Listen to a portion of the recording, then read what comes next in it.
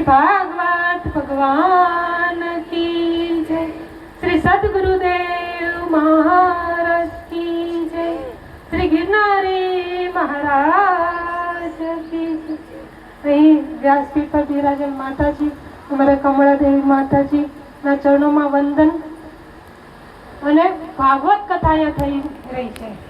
જો ભાગવત કથા છે ને પુણ્યશાળીના ત્યાં થાય, ને એમાં ક્યાં થાય છે તો કે ગૌશાળામાં. ભાગવત કથાના આરાધ્ય દેવ કોણ તો કે કૃષ્ણ. અને કૃષ્ણને શું સૌથી વધારે પ્રિય હતું? ગાયો. હવે એ ગાયોની ગૌશાળામાં જે અહીંયા ગાયો બધી ફરી હશે, એની ચરણ રજ પડી હશે, એની ખરીમાં રજ હશે, એ રજ ઉપર આપણે પ્રાપ્ત થાય છે. આપણે બેસીએ છીએ, આપણા હાથ અડે છે, ક્યાંક આપણે મસ્તક પર ઉડીને પડી હશે, એનો કેટલો લાભ આપણને પ્રાપ્ત થાય છે. પણ આપણે એ સમજતા નથી. ત્યારે માતાજી વ્યાસજી અમારે ભાગવત કથાનું રસપાન કરાવે છે. કૃષ્ણ બાળ લીલાઓ ચાલી રહી છે કથામાં.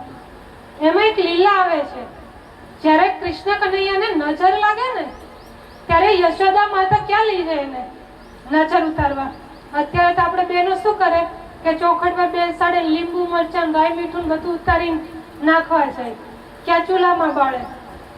પણ યશોદા માતા શું કરતા? ગૌશાળામાં લઈ જતા. કનૈયાને ગૌશાળામાં ગયા હોય માં ગાય ગૌરી માં ખૂબ કનૈયાને પ્રિય હતા. એની પાસે બેસાડતા, એના ચરણોમાં બેસાડતા, એના પૂંછડું ફેરવતા કનૈયાની માથેથી. એની ચરણ વચ્ચે એની ખરી પડ્યો ને ત્યાંથી થોડ લઈને કનૈયાના મસ્તક પર ચડાવતા અને ગૌ માતાને પ્રાર્થના કરતા કે હે ગૌ માતા, મારા લાલાને બધી નજરોથી મુક્ત કરશો, એને કોઈ પણ પ્રકારની કુદ્રષ્ટિ ન લાગે, એનું હંમેશા તમે રક્ષણ કરશો. આજે અમારા બહેનો છે ગૌશાળામાં, બહેનો ચલાવે છે, કારણ કે અમારે તો પરિચય છે 3-4 વર્ષનો.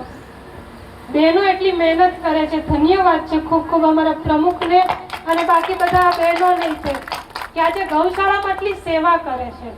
અને ગૌશાળાના નિમિત્તે આપણે કથા થઈ રહી છે, તો બધા ભાઈઓને બહેનોને વિનંતી કે જે સેવા થાય તનથી, મનથી, ધનથી બધી સેવા કરવી.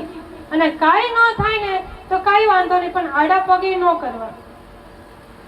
આપણીથી કથામાં અવાય તો આવવું અવશ્ય, પણ ન અવાય ને તો કોઈને ના ન પાડવી કે ત્યાં કઈ છે નહીં, કે બેસવાની સગવડ નથી, કે ગાદલા નથી, કે ખુરશી નથી. એ આડા પગ કહેવાય. એટલે જે તમે કથાનું પુણ્ય મળે ને, તમે ન આવો તો બીજાને ચિંતન તો એ પુણ્ય તમને મળે કથાનું.